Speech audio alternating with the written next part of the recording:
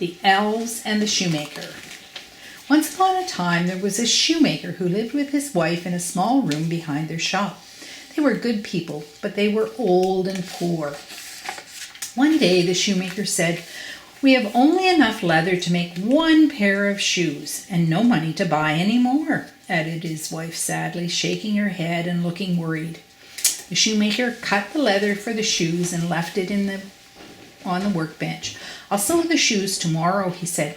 "Perhaps someone will buy them." The next morning the shoemaker was surprised to see a pair of shoes where the leather had been. "Who could have made such beautiful shoes?" asked the wife. "There was no one in the shop last night." Just then the door opened and a fine gentleman entered the shop.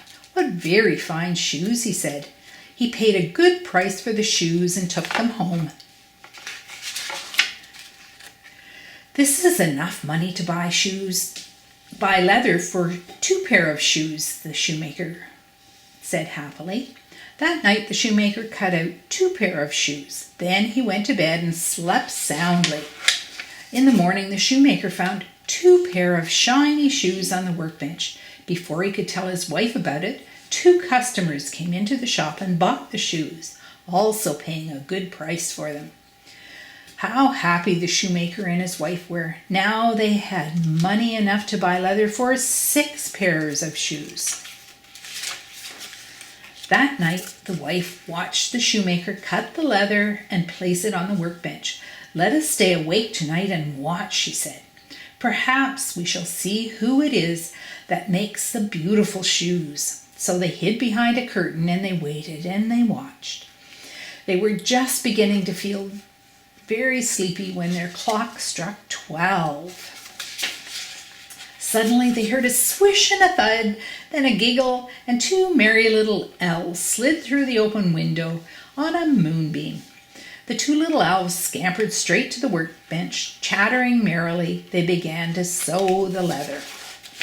"Look," whispered the wife, "the poor little dears have no coats to keep them warm, and no shoes for their little feet," said the old man softly. When the 6 pairs of shoes stood ready, the 2 tired little elves stretched and yawned. Then swish, they disappeared through the open window. The next day the shoemaker's wife set to work. She made 2 tiny caps and 2 tiny coats for the elves. Although the shoemaker was busy selling the 6 pairs of new shoes, he found time to make 2 tiny pairs of boots for the elves. Look at how tiny they are. They just fit on his fingers. That night they placed the little coats and caps and boots on the workbench. Then, as before, they hid behind the curtain. Just as the clock struck 12, they heard a swish, a thud, and a giggle, and again the 2 elves slid through the open window on a bright moonbeam. Squeals of happy laughter filled the room when the elves discovered their new clothes. In a twinkling they were both dressed and prancing about. They turned somersaults, they hugged each other and danced together. Then with a swish and a giggle they disappeared through the window on a moonbeam. The elves never came back to the shoemaker's shop, but the good fortune and happiness they brought to the shoemaker and his wife lasted as long as the old people lived. The end.